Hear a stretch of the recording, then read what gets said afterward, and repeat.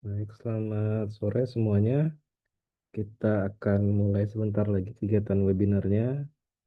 Sebelumnya, Mbak Justina, selamat datang kembali setelah kemarin hadir di ruang Zoom yang sama. Mas Agus Yulono juga kembali hadir. Dan mungkin dosen pengampu lainnya, Mbak Dewi Surotiningsih, serta Mbak Hilda juga akan bergabung setelah ini, menyusul. Dan kita akan efektifkan waktu supaya diskusinya juga berjalan dengan lebih maksimal. Karena ini di kelas yang berbeda, kita akan saya akan tetap kembali perkenalkan ya Mbak Justinanya setelah kemarin juga sudah kita perkenalkan. Ya, beliau ini adalah PhD candidate di National University of Singapore, Department of Geography, dengan background pendidikan yang multidisiplin, transdisiplin bahkan bisa dibilang. Sebelumnya S1 dan S2-nya di Urban Planning, ITB, dan juga di UCLA. Lalu beliau juga punya beberapa pengalaman penelitian dan juga project, termasuk yang juga saya highlight kemarin di National Geographic Explorer, dan saat ini aktif di Dala Institute. Selain itu, beliau juga punya beberapa publikasi yang menarik ya, yang paling banyak dikutip dari catatan di Google Scholars adalah From Metropolitanization to Mega Regionalization, Intentionality in the Urban Restructuring of Java's North Coast Indonesia, dan juga yang beliau lakukan di kampung halamannya Pontianak, A Review of Urban Kampung Development, The Perspective of Livelihoods and Space into Urban Kampungs in Pontianak. Nah, artikel yang kedua ini juga kemarin beliau sempat paparkan dan juga jelaskan terkait penggunaan metode penelitian etnografi yang campuran.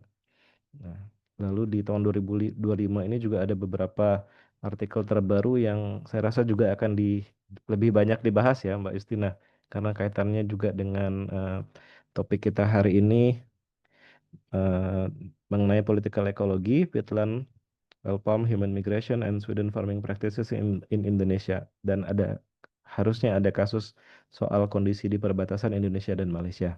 Tanpa berlama-lama, saya persilahkan Kak Justina untuk memulai sesi paparan dan juga nanti dilanjutkan dengan diskusi.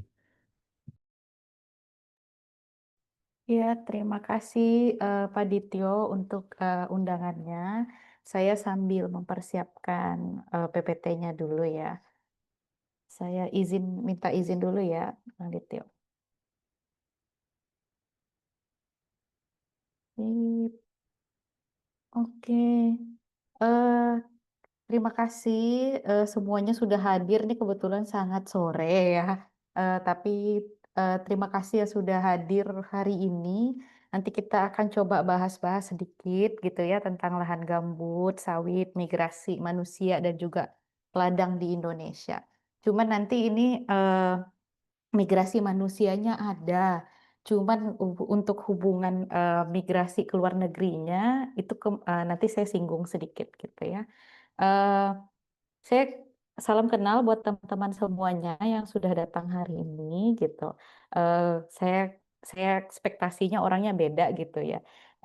Kebetulan background saya bukan di HI, tapi saya sebagai human physical geografi, lebih tepatnya saya seorang political ecologist kalau saya menyebut diri saya sendiri gitu, yang meneliti hubungan manusia dan lingkungan. Nah, akan tetapi nanti saya akan coba membuat koneksi gitu ya. Biasanya dalam analisis saya menyinggung juga gitu. Bagaimana sih kebijakan-kebijakan yang ada di dunia internasional itu bisa mempengaruhi penggunaan lahan, praktek peladangan gitu ya, dan juga bagaimana ekonomi itu bisa bergeser dari kebijakan-kebijakan internasional. Biasanya bahkan kalaupun saya riset tentang perkotaan, saya bahas juga bagaimana sih organisasi internasional bisa menyebabkan itu semua. Nanti saya coba ceritakan. Nah, background saya sebenarnya S1 S2-nya lumayan berbeda gitu. Saya di planologi, ITB, lalu S2-nya saya ke Master of Urban Regional Planning UCLA, Laskin School of Public Affairs. Mungkin sedikit background. karena ini teman-teman HI, jadi agak sedikit ada HI-HI-nya gitu ya. Nah, di UCLA itu kan ada konsentrasi khusus gitu ya. Saya itu ngambilnya Regional and International Development waktu itu, Urban and Regional Planning-nya, spesialisasinya di situ. Nah, kenapa saya mengambil itu? Karena saya punya background untuk regional ekonomi gitu ya. Saya bisa menganalisa ekonomi wilayah waktu itu. Terus kebetulan di UCLA itu di pair dengan international development, makanya saya banyak mengambil kelas-kelas pembangunan internasional. Dan untuk sertifikasi international development itu saya harus ketemu beberapa political ecologist karena ada berapa banyak materi tentang lingkungan, kira-kira seperti itu. Nah, pengalaman profesional, saya adalah seorang peneliti yang bekerja di isu hubungan hubungan lingkungan dan manusia, dan banyak bekerja di bidang mitigasi perubahan iklim, tata kelola lahan, migrasi penduduk baik internasional maupun yang nasional, domestik, dan hubungannya dan kebijakan dan perencanaan. Nah, kalau dalam profesional sendiri, ini mungkin, apa ya, semangat buat teman-teman yang mahasiswa juga gitu. Klien saya kebetulan kebanyakan bukan dari Indonesia gitu. Jadi kebetulan klien saya juga organisasi-organisasi internasional atau filantropi internasional. Jadi bisa sangat mungkin orang-orang Pontianak atau orang di Indonesia bisa memiliki klien seperti itu. Nah, biasanya kerjaan saya kalau ada dana-dana asing yang berhubungan dengan perubahan iklim, saya membantu apa ya, menganalisanya atau membuatkan strateginya atau melakukan penelitian di bidang itu atau mengevaluasinya benar tidak program tersebut dijalankan dengan baik. Nah, saya juga etnografer by training. Sebenarnya saya bisa berbagai metode gitu ya, metode campuran, tapi salah satu keahlian saya ada etnografi. Di antara keahlian-keahlian lain termasuk juga analisis kebijakan yang sangat penting kalau untuk HI ya, dan analisis kualitatif dan kuantitatif, kira-kira seperti itu. Itu pengenalan dasar. Nah, sebagai political ecologist atau seorang political economist gitu ya, saya sempat juga ikut kerja gitu ya sebagai menuliskan tulisan mengenai political economy of Indonesia Net Zero Transition gitu ya. Saya studinya ada beberapa hal sih yang paling sering saya lakukan. Yang pertama, bagaimana migrasi dan transformasi agraria membentuk perubahan penggunaan lahan di desa gitu ya. Yang kedua, mengapa upaya konservasi dan restorasi sering gagal mencapai tujuan mitigasi perubahan iklim. Itu kayaknya hal konsultansi yang sering saya lakukan gitu ya. Dengan berjuta-juta dolar uang internasional yang masuk ke Indonesia, kenapa itu hampir sering gagal gitu ya. Mengapa program migrasi penduduk yang biasanya dibiayai pemerintah gagal meningkatkan kesejahteraan ekonomi, bukan ekonomi ya, kesejahteraan ekonomi jangka panjang untuk penerima manfaat. Nah, itu tesis S2 saya hari itu. Dan bagaimana komodifikasi karbon mendorong transformasi sosial ekologis di Kalimantan Tengah, khususnya bagi masyarakat lokal dan adat. Jadi komodifikasi karbon kan untuk perdagangan karbon internasional, seperti itu. Nah, bagaimana dampak lokalnya itu juga saya studi. Dan ini biasanya perdagangan internasional diatur oleh peraturan perdagangan dijual di pasar internasional.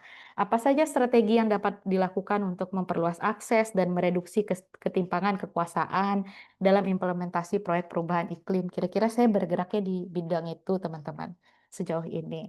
Nah, untuk tujuan pembelajaran, hari ini ada 4 hal yang ingin saya singgung gitu. Yang pertama, pendekatan awal hubungan lingkungan dan masyarakat. Yang kedua, munculnya political ecology sebagai sebuah kritik gitu ya.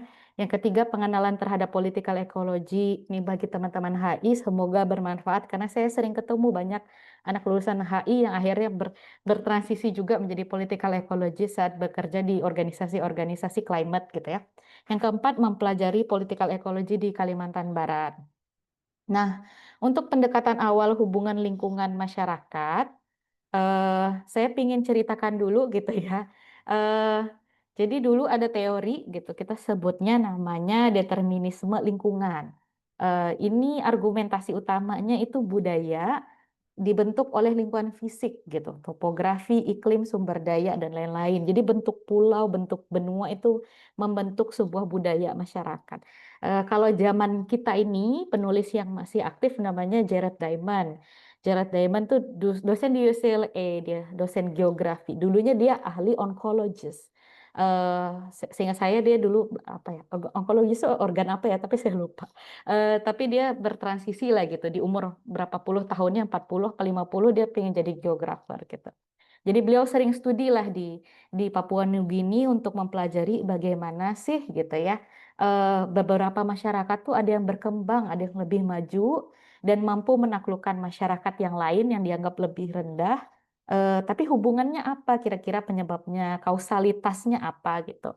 Nah, kalau si Jared Diamond itu argumentasinya dari bukunya Guns, Germs, and Steel, dia membahas tentang bentuk benuanya, orientasi timur barat dari benua, mungkin karena Asia tuh sangat melebar gitu ya, sedangkan benua Afrika tuh kayak memanjang ke atas dan lain-lain. Ada aksis utara, selatan, timur, dan barat yang menentukan tanaman, hewan, teknologi, hingga kolonialisme tuh bisa terjadi seperti itu. Nah, ini teori lama gitu, tapi sebenarnya Jared Diamond tuh masih masih sangat dihargai lah sebagai seorang researcher gitu. Dan kalau di UCLA teman saya yang berapa kali kerja sama Jared Diamond, orangnya sebenarnya pribadinya sangat baik, cuman teorinya sangat apa ya, sangat populer di dunia umum, tapi juga kontroversial. Nah, ada juga teori namanya ekologi budaya. Sederhananya sih seperti ini. Em, Manusia itu memiliki budaya-budaya tertentu gitu ya, teknologi yang dia kembangkan atau organisasi sosial, struktur adat atau struktur masyarakat, struktur desa itu muncul karena alamnya. Jadi alam mempengaruhi kita semua, kira-kira seperti itu. Jadi teknologi itu semua kepercayaan, mitos-mitos ritual tuh muncul dari kondisi alam. Misalnya orang mengenal hantu air karena tinggal dekat dengan sungai dan lain-lain. Eh, tapi kedua keilmuan tersebut, ini kan keilmuan yang relatif lama ya, banyak bermasalah juga, banyak dikritik juga. Determinisme lingkungan dikritik karena kok kamu membenarkan kolonialisme gitu kan ya, dan juga memandang cara hidup hidup non Barat itu dibilang terbelakang, punya nuansa-nuansa kalimat kalau daerah panas biasa orangnya pemalas itu typo ya, daerah dingin biasanya orangnya rajin dan orangnya hasilnya lebih maju. Padahal sebenarnya metode analisisnya si Jared Diamond itu terlalu kausalitas, terlalu linear, tidak memandang dimensi-dimensi yang lain, dan metodenya tuh cherry picking kalau kita nyebutnya. Hal yang penting-penting aja diambil untuk mendukung argumentasinya. Nah, terus Jared Diamond ini menyalahkan alam atas sistem sosial ekonomi yang tidak berimbang, contohnya penjajahan tersebut. Nah, teori ekologi budaya juga sering dikritik gitu ya. Ada dikotomi gitu ya, ada masyarakat rasional dan irasional. Tapi sebenarnya ekologi budaya ini juga sangat dikritik karena apa gitu? Karena hubungan manusia yang dipengaruhi oleh alam itu lebih dominan daripada bagaimana hubungan manusia yang mempengaruhi alam. Jadi kalau dipikir-pikir gitu kan ya, eh sebenarnya kan hubungannya kan timbang balik gitu ya. Tidak ada alam yang tanpa sebenarnya campur tangan tangan manusia gitu. Dan kita sering berpikir kalau misalnya alam yang aman, yang bagus, yang bersih, yang asri itu yang jauh dari kehidupan urban gitu ya, yang tidak tersentuh, tidak dirusak oleh tangan manusia.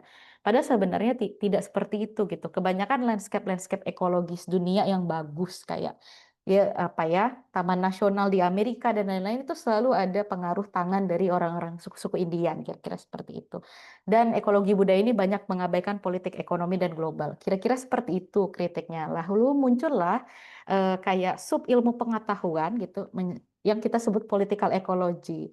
Political ecology itu sebagai kritik gitu, dan sekarang political ecology itu mulai mulai masuk lah ya ke dalam organisasi-organisasi internasional, bahkan kayak saya sekarang punya klien di Bank Dunia, mereka sendiri salah satu subsection di bidang peneliti-peneliti political ecology gitu. Nah, ini sebenarnya keilmuan berkembang di tahun 1980-an gitu ya. Waktu itu political ecologist dari UC Berkeley namanya Michael Watts, dia ingin menstudi gitu ya. Sebenarnya famine atau kelaparan di Nigeria Utara itu karena apa gitu? Apakah karena alamnya saja waktu itu kekeringannya karena curah hujan yang kurang dan tanahnya yang tandus saja atau gimana gitu kan? Ternyata Michael Watts waktu itu menemukan bahwa semua kelaparan yang muncul di Nigeria Utara itu sangat terkait dengan sistem penjajahan dan kapitalisme kolonial yang terjadi gitu. Saya lupa, mungkin teman-teman HI lebih lebih cerdas daripada saya ya, siapa yang menjajah Nigeria Utara gitu ya.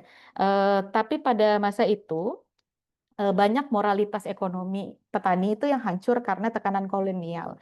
Jadi petani diberikan diajarkan untuk berganti dari tanaman subsisten menjadi tanaman komoditas yang mendukung ekonomi kolonial, lalu juga diajarkan untuk mengenal pajak dan sistem perhutangan.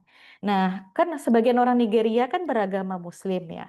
Dan waktu itu sebelum dijajah mereka punya sistem zakat, punya sistem jaringan solidaritas antara si kaya dan si miskin, di mana yang kaya itu kalau ada famine atau ada gagal panen itu istilahnya lumbung pangannya itu dibagikan kepada yang miskin. Nah, tapi sistem perlindungan sosial ini seperti cadangan pangan, zakat dan jaringan perlindungan dari si kaya ke si miskin itu dilemahkan oleh kolonial. Makanya terjadilah famine tersebut. Nah, ini juga kalau teman-teman HI mungkin kayaknya wajib tahu ya, Syed Hussein Alatas sih termasuk salah satu figur di hubungan internasional yang terkenal gitu ya. Beliau banyak studi tentang orang Malaysia, Indonesia dengan orang Filipina.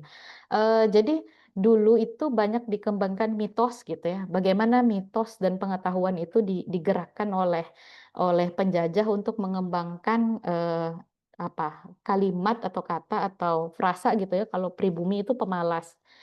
Malas itu sebuah konstruksi kolonial untuk melegitimasi eksploitasi dan dominasi, juga dikembangkan sebagai alat ideologis, bukan deskripsi objektif terhadap orang dari tiga negara tersebut gitu ya. Dipakai untuk merendahkan martabat dan menjustifikasi hierarki sosial. Padahal sebenarnya itu adalah pengalihan isu bahwa penyebab kemiskinan dan struktur kolonial itu menjadi alasan kenapa orang itu miskin, bukan karena kemalasan masyarakatnya gitu.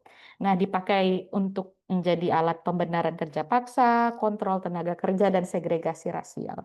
Jadi banyak konteks-konteks ekonomi subsisten yang sebenarnya sangat sulit untuk dijalankan ya oleh masyarakat di Indonesia, Malaysia atau eh, di Filipina gitu, yang sebenarnya sangat sulit untuk dijelaskan dan jauh dari kata malas, kira-kira seperti itu.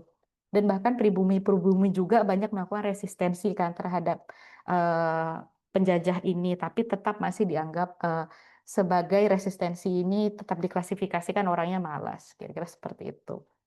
Nah, eh, salah satu orang yang bikin saya juga lumayan tercebur ke political ecology ini adalah Susana Heck. Ini kebetulan profesor saya waktu saya ngambil kuliah di S2 gitu ya. Nah, beliau dulu ngajar di kelas yang namanya Food System and Climate Change. Jadi untuk saat ini Susana tuh sangat ahli di kacang kedelai dan bagaimana kacang kedelai itu termasuk salah satu komoditas yang merusak hutan Amazon. Kalau teman-teman HI itu pasti paham kalau di tahun 2000, kayak 2023, 2019 itu 2021 itu banyak kebakaran besar di lahan Amazon dan itu terhubung dengan salah satu komoditas terbesarnya yaitu kacang kedelai.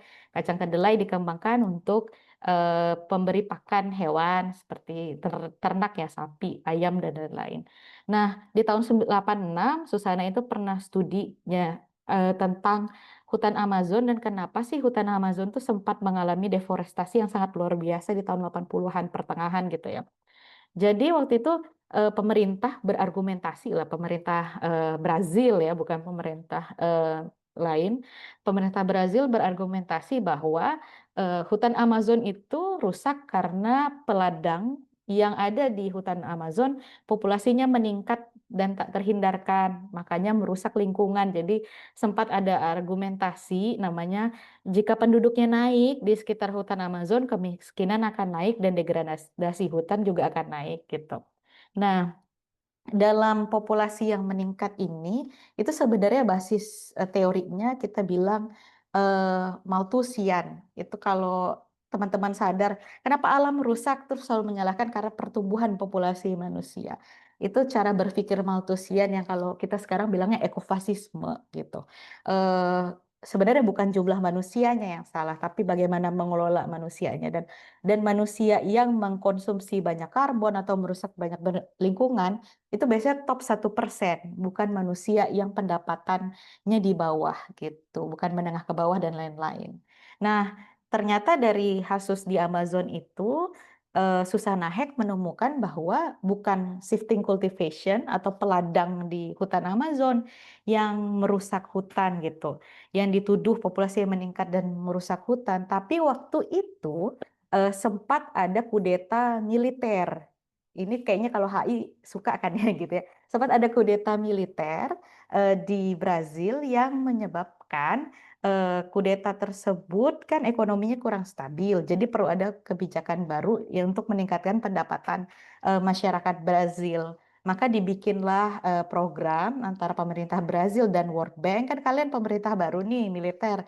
Kalian harus punya program baru dong untuk perekonomian dan kesejahteraan gitu ya. Maka dibikin program masyarakat-masyarakat yang kota atau di tepian-tepian kota untuk menjadi rancher. Rancher itu seperti orang pengembala sapi gitu ya. Yang modern dan rasional dianggap seperti itu untuk membuka lahan di Amazon, hutan Amazon.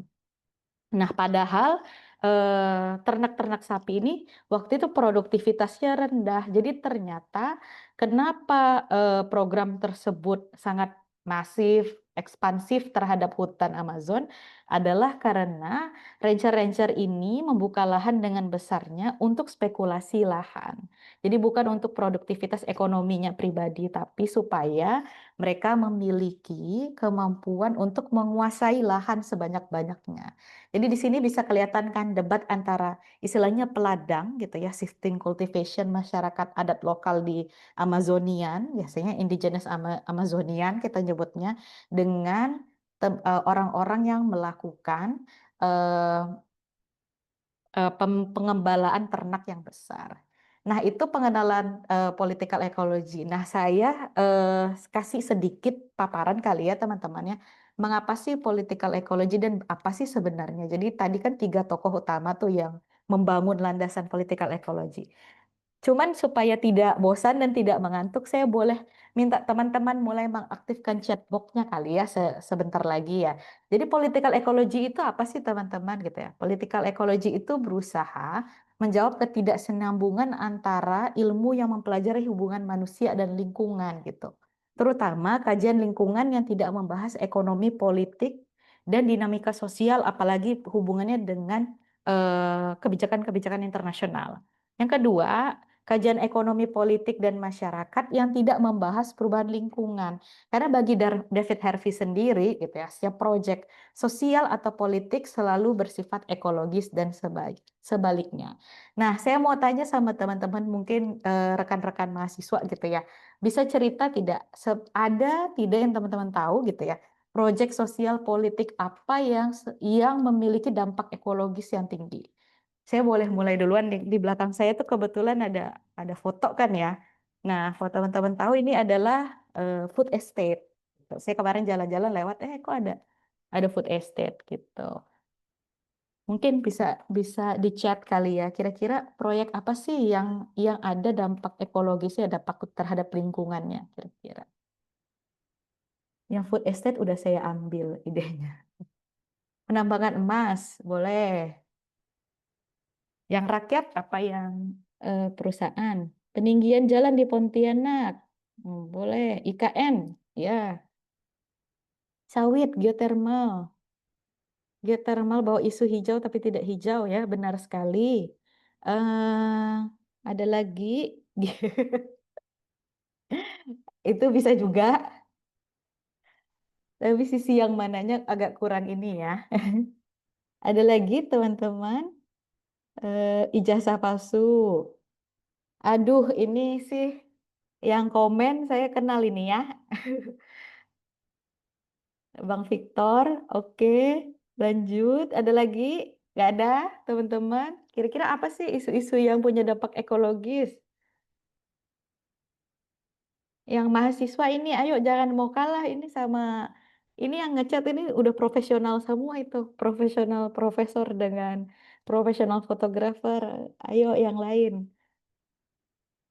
Ya, mahasiswa. Sip, sambil saya nunggu, saya lanjut lagi ya. Apa komponen penting ekologi politik gitu ya? Pembangunan villa dan resort di dataran tinggi, ya benar juga, lahan miring. Karena di undang-undangnya di atas 45 derajat tidak boleh dibangun ya. Itu harusnya lahan lindung kalau lahannya miring. MBG, saya juga penasaran itu dampak ekologis ya MBG apa? Karena saya tahu dampak sosialnya, dampak ekologisnya saya belum tahu. Boleh kalau Francisca ada penjelasan boleh diketik. Nah, kita sambil nunggu jawaban yang lain, sambil lanjut dulu ya. Apa komponen penting ekologi politik gitu ya? Yang pertama, komponen pentingnya adalah kalau dari kuliah atau materi ekologi politik itu adalah untuk memahami hubungan kompleks antara alam dan masyarakat. Itu iya, melalui analisis yang cermat mengenai bentuk akses dan kontrol atas sumber daya. Jadi bagi political ecologist, akses dan kontrol itu siapa yang bisa mengakses suatu sumber daya alam dan siapa yang bisa mengontrol, terhadap suatu sumber daya alam tersebut itu sangat detrimental, sangat menentukan, serta implikasinya terhadap lingkungan, keberlanjutan mata pencaharian dan kita juga sebagai individu. Nah, political ecology itu musuhnya apa atau lawannya apa, itu apolitical ecology gitu.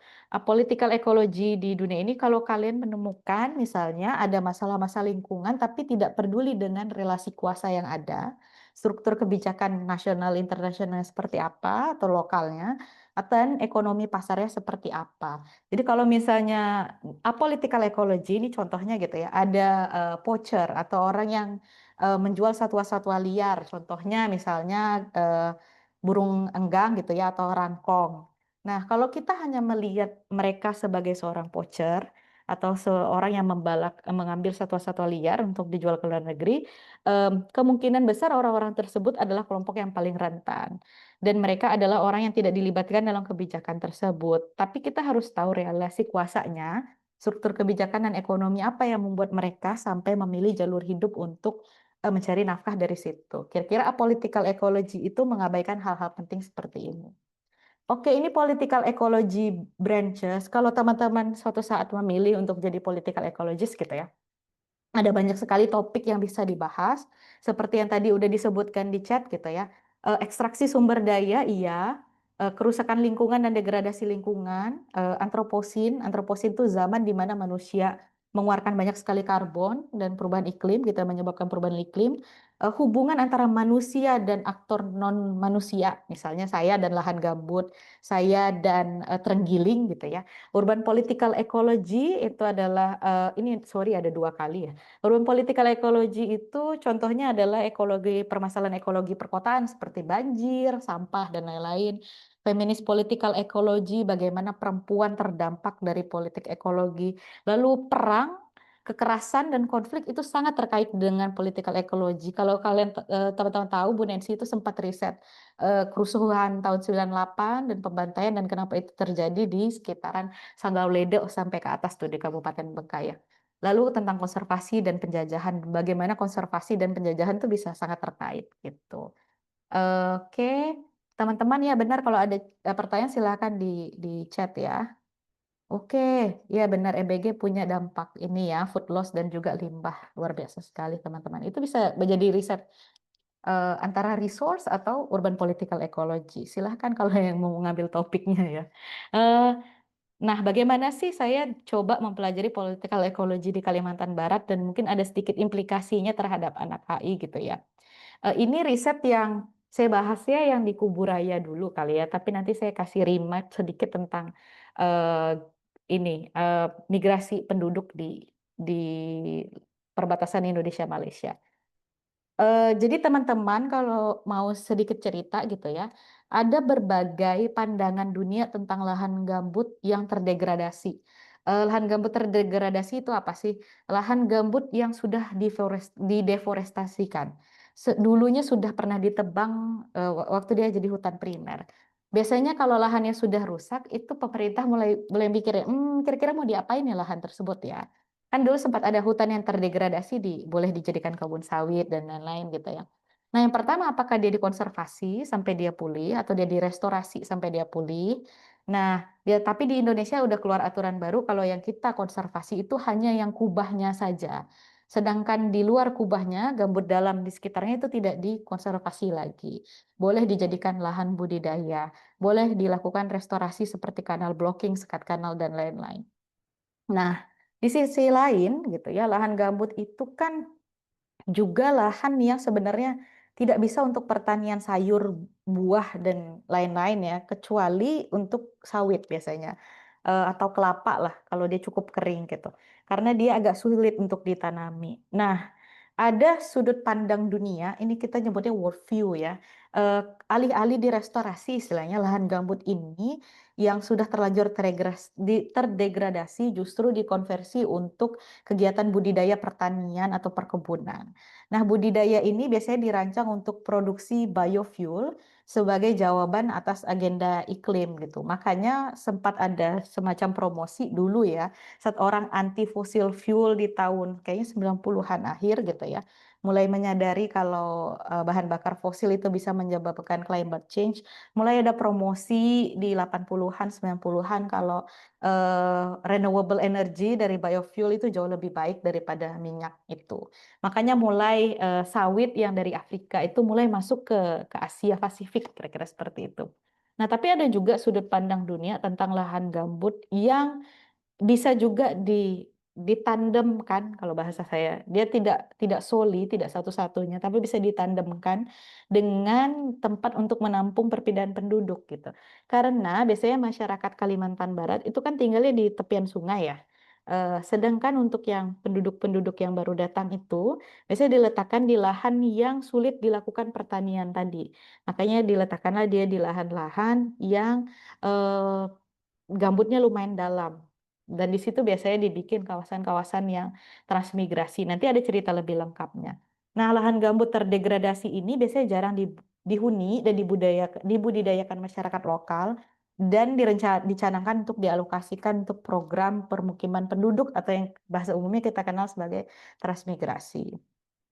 Nah, mungkin sedikit disclaimer, kadang kalau saya mention transmigrasi, berapa orang sangat sangat offended gitu ya, sangat tersinggung karena dianggapnya anti terhadap suku tertentu gitu ya. Tapi sebenarnya hari ini saya mau coba bawa ini untuk menilai ini sebagai sebuah policy yang objektif gitu ya. Jangan dianggap sebagai anti suku tertentu karena transmigrasi itu pasti ada dua, translokal dan trans yang dari Jawa. Translokal itu biasanya dia di 20-30%-nya pasti ada masyarakat lokalnya. Ini kita anggap dia sebagai resettlement, pendudukan kembali penduduk di suatu lahan yang kosong gitu ya. Nah, kenapa sawit itu masuk? Karena ini teman-temannya HI, jadi ada backgroundnya sedikit gitu ya. Ini tulisan dari John McCartney tentang menjelaskan bagaimana sih dulu sawit itu bisa masuk ke Indonesia dan bisa menjadi, kalau teman-teman sadar di Kalimantan Barat tuh biasanya tidak jauh dari perkebunan sawit, pasti ada lahan transmigrasi. Tidak jauh dari situ biasanya ada pabrik sawit. Itu kayak tiga teman yang sering berteman gitu ya. Jadi ternyata pada zaman Pak Harto di tahun 1986, World Bank itu sempat melakukan proyek di Afrika gitu ya tentang sawit. Sawit itu kan dari Afrika, bukan tanaman native Indonesia. Nah, waktu itu World Bank membiayai melalui loan atau hutang asing gitu program bernama Peer Trans Scheme. Jadi perkebunan inti rakyat yang ditandemkan dengan program transmigrasi. Jadi dia ada perkebunan sawitnya dan masyarakat transmigrasinya didatangkan untuk jadi bukan pemilik lahan sawit tapi untuk menjadi buruh perkebunan sawit pada masa itu. Kira-kira seperti itu, sama dengan apa yang saya temukan di studi kasus saya di Kalimantan Barat. Jadi waktu itu untuk mempelajari bagaimana sih lahan gambut, transmigrasi, dan peladang, dan perubahan lahan tuh bisa saling terkait, saya coba studi etnografi dan analisis spasial di sebuah desa di Kuburaya. Jadi saya melakukan yang riset selama 3 bulan etnografi, melakukan 65 wawancara, melakukan 4 kali pemetaan partisipatif. Saya juga studi perubahan penggunaan dan tutupan lahan, sekaligus melihat hotspot apinya menaik, menurun, dan trennya kira-kira seperti apa. Tujuannya supaya saya bisa memahami bagaimana perbedaan pandangan, worldview tadi, konservasi, eksploitasi untuk pertumbuhan ekonomi dan perkebunan dan kebijakan migrasi itu bisa membentuk subkultur gitu ya, praktik pengolahan gambut oleh masyarakat yang unik atau tidak unik, yang sustainable atau tidak sustainable. Kira-kira seperti itu. Nah, saya studi kasusnya hari itu setelah saya keliling-keliling di Kuburaya, saya ketemulah desa namanya Desa Permata di Kecamatan Terentang. Nah, ini desa yang gambut, dia dikelilingi oleh 3 sungai besar, luas desa sekitar 27.000 hektar, ada 4 dusun. 2 dusunnya dusun transmigrasi, 2 dusunnya dusun masyarakat lokal. Jadi sebenarnya mereka tuh cukup terpisah gitu permukimannya. Kalau teman-teman lihat mungkin masyarakat lokal itu tinggal di sekitaran tepian sungai, ini lahannya lahan mineral, tidak ada gambutnya. Dan transmigran itu diletakkan di lahan gambut yang cukup dalam gitu. Dan di belakang banyak perusahaan-perusahaan perkebunan dan juga hutan tanaman industri. Nah, jadi sebenarnya yang juga menarik desa ini ada perkebunan kelapa sawit, ada pabrik kelapa sawit, ada hutan produksi, dan ada beragam penggunaan lahan, permukiman, agroforestry, kebun karet, perkebunan kelapa sawit, dan lain-lain. Masyarakatnya memiliki masyarakat yang lokalnya meninggali atau tinggal di lahan seluas 5.000 hektar di tepian sungai dan program transmigrannya dapat sekitar 777 hektar. Nah, ini kira-kira setelah kami lihat kira-kira gimana sih penggunaan lahannya, bisa dilihat sebenarnya dari seluruh desa itu dominasi lahannya secara berurutan seperti ini, dari hutan tanaman industri, lahan komunitas lokal, hutan lindung, perkebunan kelapa sawit, perkebunan transmigrasi yang saat ini sebagian terbuka, sebagian belum, masih hutan sebagian, lalu lahan permukiman, hortikultura, fasilitas umum, pabrik pewarna sawit, dan lain-lain. Nah, yang paling menarik bagi saya adalah karena saya juga mengajar di Singapura gitu ya. Berapa kali gitu mahasiswa saya selalu menyebabkan gitu menceritakan gitu ya, tugas kuliahnya kan suka ada presentasi gitu. Waktu itu sempatlah ditanya sama dosen saya gitu kan ya, yang mengampu utama saya kan teaching assistant. Kira-kira apa yang kamu pikirkan tentang Sumatera gitu? Sumatera, oh kebakaran gambut dan haze kata dia, dan asap gitu. Indonesia yang kamu pikirkan ya haze gitu. Terus mereka presentasi tentang semua asap yang nyampe ke Singapura ini terjadi karena peladang yang ada di Indonesia gitu. Jadi selalu ternyata di dunia internasional asap dan kebakaran itu equation-nya adalah istilahnya misconception-nya adalah disebabkan oleh para peladang ini. Nah, waktu saya lihat di Desa Permata, gimana sih kondisi tingkat kebakarannya gitu ya. Eh, Nah, tingkat kebakaran gambut masih menjadi upaya konservasi, restorasi, masih terjadi gitu, walaupun upaya konservasi, restorasi, dan pencegahan karhutla itu udah aktif dilakukan di Desa Permata. Jadi udah ada program masyarakat peduli api, sudah ada program restorasi hutan, sudah ada agroforestry, udah ada sekat kanal, ada orang yang mematikan api dan lain-lain. Tapi ternyata masih masih terjadi kejadian-kejadian kebakaran gambut gitu. Dan masyarakat juga sebenarnya di Desa Permata sudah tidak pernah, baik yang lokal gitu ya, terutama yang masih traditional farmer atau peladang lokal gitu, umumnya petani atau peladang sudah menghindari praktik penggunaan api karena mereka sendiri takut gitu. Mereka sering disiram dengan helikopter yang membawa air atau bahkan mereka sering juga diancam untuk dipenjara atau dikenakan denda oleh aparat dan lain-lain. Jadi sebenarnya praktik membakar tuh sudah sangat dihindari oleh para peladang tradisional. Tapi kalau peladang non tradisional atau orang ingin membuka lahan itu lain cerita ya teman-teman ya. Kira-kira seperti itu. Jadi cukup aneh bagi saya dengan segitu banyaknya program iklim, program sekat kanal, diberikan area pengolahannya kepada swasta yang profesional yang katanya mampu menjaga lahan, kenapa masih sering terjadi kebakaran di lahan hutan desa tersebut, di lahan desa tersebut gitu. Nah, dari hasil etnografinya sendiri ternyata gitu ya, eh, muncul gitu kalau semuanya ada alasan kenapa lahan gambut itu bisa tidak terkelola dengan berlanjut lah kira-kira seperti itu.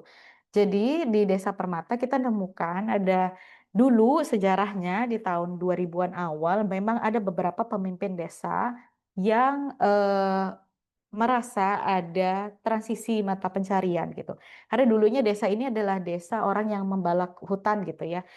Yang di tahun 2000-an awal tiba-tiba dianggap atau 90-an akhir semua orang yang membalak hutan itu illegal logger kira-kira dicap seperti itu.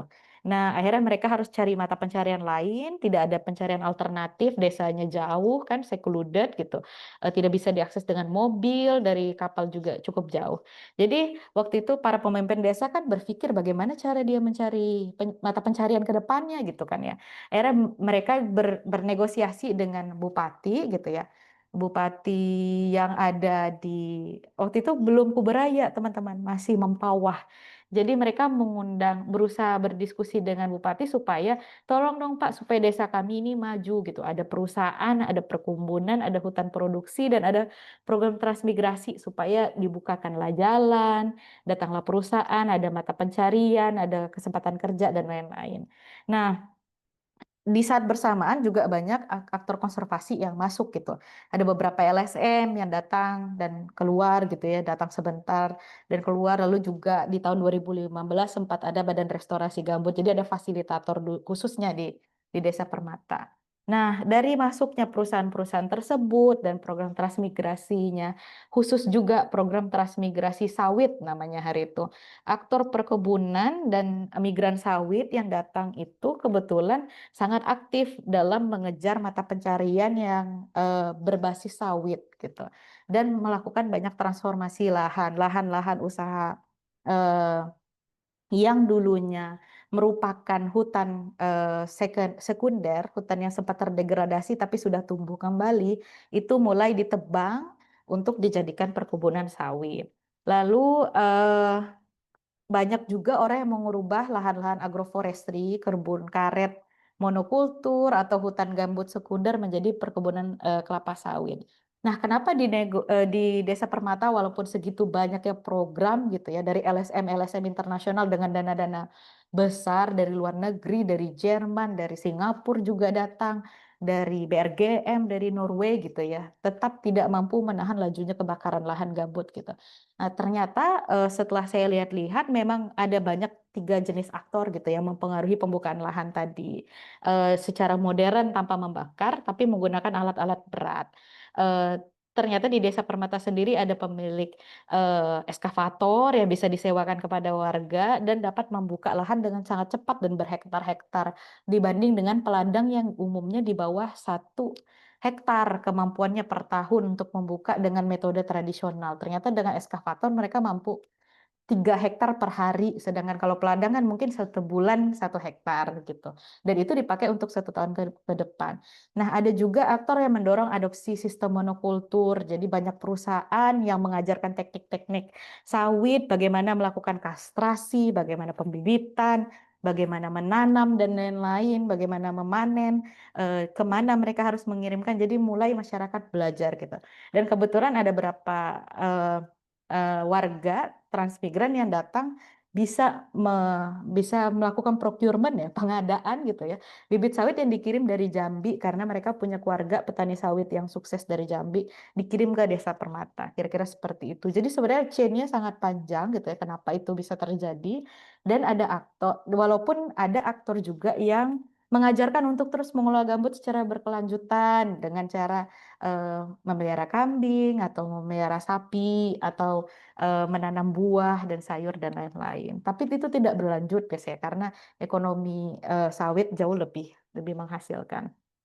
Nah, em, jadi muncul sebuah subkultur baru gitu ya, di mana pengelolaan lahan yang tanpa membakar itu terjadi, tapi di sisi lain gitu ya, ada subkultur pengaturan hidrologi yang sangat kuat menggunakan mesin. Jadi masyarakat di sana sudah bisa membangun kanal-kanal kelas industri untuk perkebunan sawit milik milik rakyat gitu. Jadi kanal-kanalnya udah bisa sekitar 1 sampai 2 meter lebarnya menggunakan eskavator yang disewa di dalam desa. Terus sudah mulai banyak pengadaan-pengadaan bibit-bibit sawit seperti itu. Nah, Tapi perlu diingat gitu, pengaruh pengaruh elit dalam transisi inisiasi transformasi lahan gambut tersebut, muncul karena tidak ada peluang ekonomi gitu. Waktu masyarakat dilarang untuk mengakses ke hutan, tapi tidak diberikan, kalau bahasa untuk teman-teman HI semoga familiar ya, kita nyebutnya grievance redressing mechanism. Saat ada kesedihan atau ada masalah tidak diberikan, mekanisme untuk memperbaikinya atau, menyelamatkan diri dari permasalahan yang mungkin muncul dari livelihood apa, transisi mata pencarian, gitu. Terus tidak ada investasi infrastruktur dari negara, tidak ada jalan, listrik, air bersih, sanitasi, dan komunikasi, bahkan tidak ada sinyal gitu. Jadi makanya para pemimpin-pemimpin desa itu dan pemimpin Kabupaten Mempawah pada masa itu menginisiasi masuknya aktor ekonomi dan pembangunan eksternal dari luar supaya desa ini mampu berkembang lah kira-kira seperti itu. Jadi makanya lahan gambut itu menjadi alat transaksi pertukaran tidak setara yang tidak karena lahan gambut itu kan kurang diinginkan oleh warga desa karena sulit diolah, basah dan lain-lain, ditukar dengan manfaat ekonomi dan infrastruktur. Ini, tadi yang saya sebutkan perkebunan, pabrik kelapa sawit, transmigran dan lain-lain, dan ini tentang konversi lahan yang terjadi di Desa Permata gitu. Bisa dilihat kalau lahannya banyak yang bertransformasi gitu ya, terutama di tahun 2015 ke atas itu banyak yang langsung beralih menjadi lahan perkebunan, tapi proses peralihannya itu biasanya sangat, unik gitu. Biasanya proses peralihannya itu, untuk menjadi sawit, prosesnya adalah lahan hutan dibuka menjadi lahan semak belukar, dari semak belukar ditanami hortikultura dulu. Makanya kalau teman-teman sadar di tahun 2010-an sempat Pontianak itu banjir buah naga, lalu ditanami buah naga, jahe, dan lain-lain. Setelah menghasilkan dari buah naga dan jahe mulai beralih ke sawit. Nah, uniknya lagi gitu ya, kalau dalam transmigrasi kan dibeli 2,5 hektar per orang gitu ya. Lahan 2,5 hektar itu yang setengah hektarnya untuk perumahan dan 2 hektarnya untuk lahan perkebunan boleh ditanami sawit. Tapi sayangnya lahan perkarangan 2,5 hektar ini pun banyak yang ditanami sawit juga. Tapi yang mungkin paling menarik kayaknya yang belum banyak kita rasakan adalah eh, di Desa Permata sendiri tidak banyak transmigran yang bertahan, banyak yang pulang. Jadi yang bertahan sekitar 30% saja. Dan harga lahan 2,5 hektar itu dijual sangat murah. Seingat saya seharga 5 juta gitu. Em, jadi banyak sekali lahan-lahan yang dimiliki dua oleh satu kakak, satu keluarga gitu ya, tapi mereka memiliki sekitar 20 lahan transmigrasi, kira-kira seperti itu.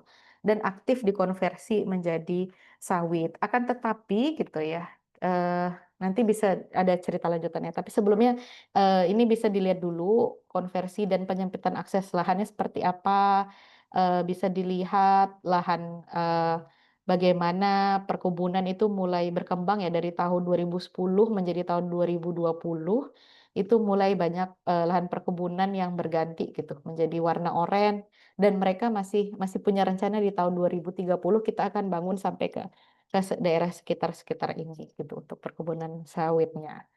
Nah, kemarin sempat, kayaknya nggak ada lagi Felix, tapi kemarin Felix sempat nanya tentang, stakeholder mapping, kalau misalnya ada ini saya kasih Felix apa Erwin ya? Saya lupa.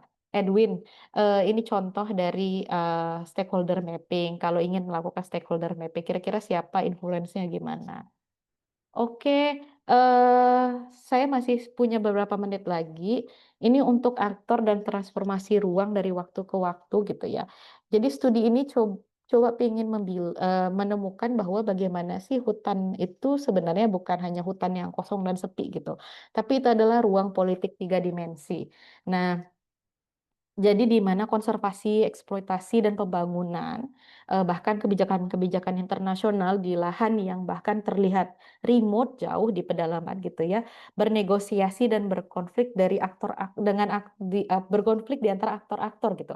Baik aktor negara dengan kebijakannya, aktor non-negara atau kita sebutnya LSM gitu ya. ekstra negara, bahkan negara-negara lain, kebijakan-kebijakan negara lain, atau organisasi internasional itu sangat berpengaruh terhadap kebijakan yang kita putuskan atau guna lahan di desa dan juga komunitas lokal gitu, baik petinggi desanya, warga lokalnya, atau transmigrannya. Lalu munculnya juga aktor pembangunan baru gitu ya. Kita melihat banyak degradasi gambut itu memunculkan banyak hadirnya rezim baru gitu ya. Misalnya rezim migrasi domestik, tapi di sisi lain ada juga rezim yang membakar lahan tidak membuka lahan tanpa membakar tapi menggunakan mesin gitu. Dia tidak memunculkan hotspot secara langsung, tapi dia cukup menyebabkan kekeringan eh, secara hidrologis gitu. Mata mata permukaan airnya jauh turun dan membuat lahan jadi mudah terbakar walaupun tanpa disengaja. Kalau bagi argumentasi saya gitu ya. Lalu tapi juga ada aktor konservasi, aktor ekonomi yang fokus ke perkebunan dan perhutanan gitu, yang bidang untuk produktivitas ekonominya.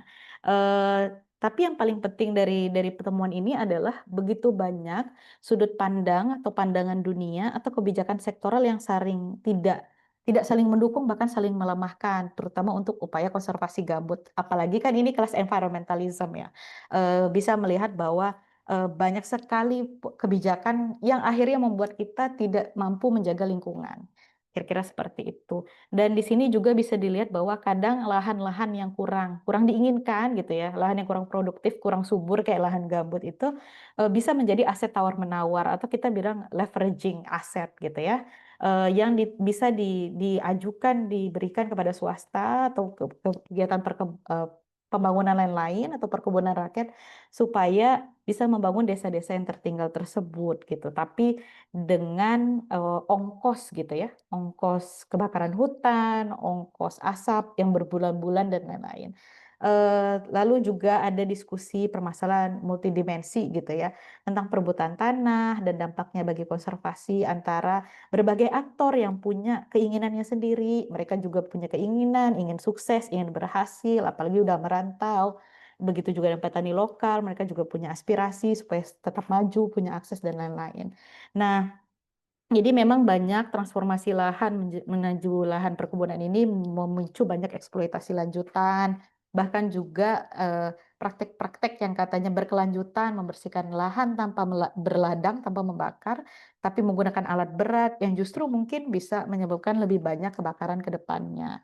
Dan di sini juga mulai ada subkultur-subkultur baru di mana sebenarnya orang tersebut mungkin tidak membutuhkan pendapatan dari sawit lagi, sudah cukup banyak lahannya yang bisa menutup kebutuhan keluarga gitu ya. Tapi ternyata banyak warga-warga desa yang mulai menggunakan sawit sebagai penandaan batas untuk tadi seperti balik ke yang dibilang sama Susana Heck untuk menandai tanah supaya tidak diambil orang. Suatu saat kalau harganya naik akan dijual. Jadi ada rasa spekulasinya juga. Kira-kira seperti itu. Banyak orang yang saya temui di desa bukan punya kebun sawit kedua, pertama atau kedua lagi, tapi beberapa orang sudah punya kebun sawit ke-20 gitu. Walaupun anggota keluarganya hanya 4. Jadi mulai sawit mulai dikenal sebagai alat untuk penanda kepemilikan lahan, bukan sebagai alat produksi ekonomi. Kalau dari saya untuk yang contoh studi kasus di Kalimantannya seperti itu. Cuman kemarin kan sempat ditanya juga bagaimana eh, migrasi internasional gitu ya, bisa juga membuat suatu transformasi lahan yang hampir mirip gitu ya. Pertumbuhan sawitnya semakin cepat. Nah, mungkin saya kasih sekilas aja kali ya teman-teman ya. Di kasus migrasi penduduk di antara Bengkayang perbatasan Indonesia dan Malaysia, banyak masyarakat lokal adat yang kebetulan keluarganya itu ada di Malaysia juga sebagian. Mereka satu keturunan gitu. Mereka sering kerja ke sana untuk istilahnya membangkitkan kultur mereka lah. Kalau mereka itu adalah punya ikatan kekeluargaan yang masih masih erat. Jadi mereka saling dipekerjakan lah di Malaysia dan di Sarawak. Nah, dari tabungan-tabungan uang belanja itu juga, kalau di kasus di Bengkayang muncul transisi penggunaan lahan yang berubah gitu ya dari hutan menjadi sawit di bagian Bengkayang bagian Indonesianya yang dilakukan dari uang kiriman sorry bukan transmigran, uang kiriman migran tersebut. Jadi kira-kira seperti itu. Intinya saya ingin dibilang bahwa di berbagai kasus itu bagaimana perpindahan penduduk, perpindahan manusia, migrasi nasional, domestik, internasional itu sangat erat dengan masalah lingkungan dan bagaimana itu sangat erat juga dengan perubahan guna lahan. Kira-kira seperti itu. Saya kayaknya agak overtime. Kalau ada pertanyaan akan saya coba jawab. Terima kasih semuanya.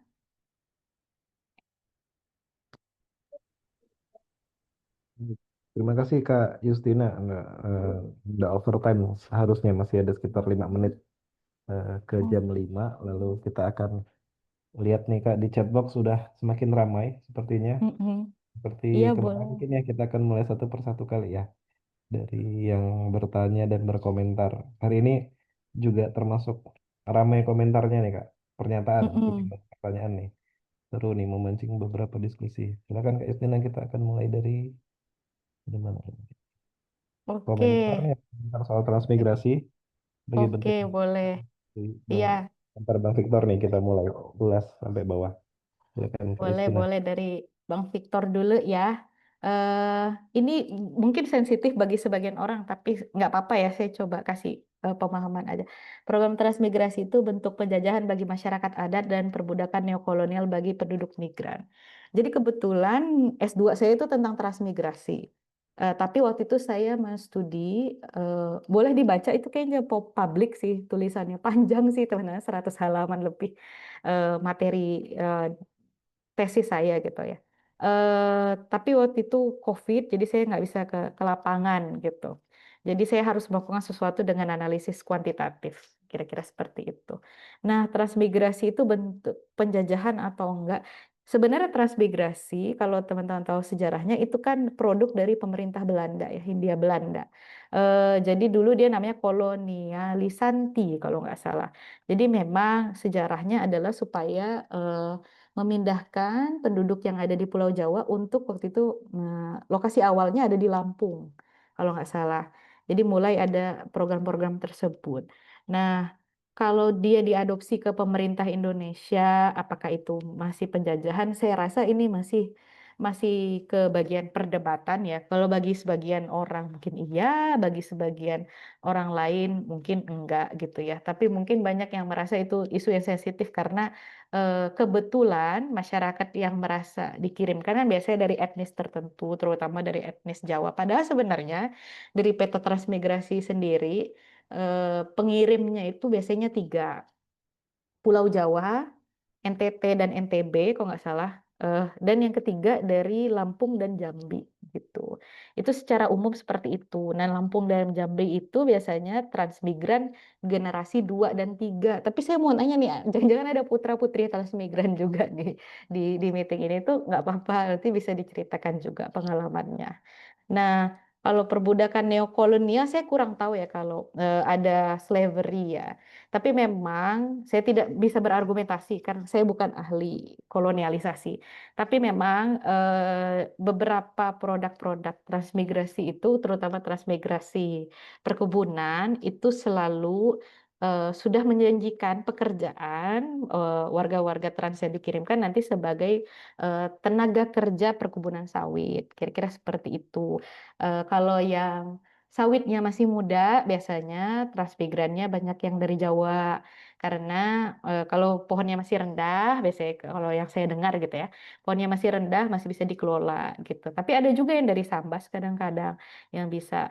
Kalau pohonnya sudah tinggi itu agak berbeda katanya. Kalau di atas 15 meter itu biasanya yang dibutuhkan adalah transmigran dari NTT atau NTB karena teknik memanennya udah berbeda lagi gitu. Kalau masih dari Jawa masih mampu tuh pakai dodos kita nyebutnya ditusuk gini kan ya kayak pisau panjang gitu. Tapi kalau sudah tinggi pohonnya itu biasanya transmigran NTT karena harus dipanjat dan dicelurit di atasnya. Nah, kira-kira seperti itu. Untuk masalah ini sebagai kolonialis penjajahan bagi masyarakat adat atau nilai-kolonial, saya lepaskan kepada forum saja. Mungkin silahkan ditelaah lebih lebih lanjut dalam perdebatan pribadi gitu ya.